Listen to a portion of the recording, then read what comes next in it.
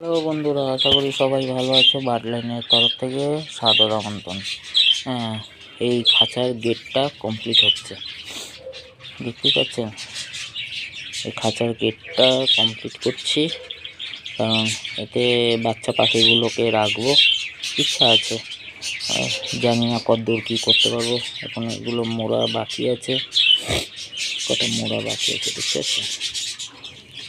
আমি একটা ছেড়ে একটা করিনি এই কারণে, কিন্তু দেখুন আমরা তো একদম খাঁচার একদম প্রফেশনাল কিলারই নই, তো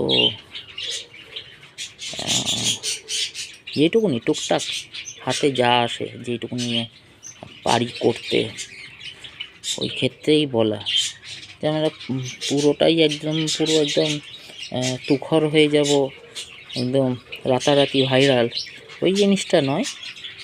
যেটুকুনি করতে পারি, হাতের কাছে নাগালে করতে পারছি, এইটুকুনি করব। আমাকে করতে হবে, কাজটা না কমপ্লিট করলে ছাদটা অসুবিধা হচ্ছে জায়গায়। তো আরেকটা খাঁচা পড়ে রয়েছে, ওটাকেও ধরবো,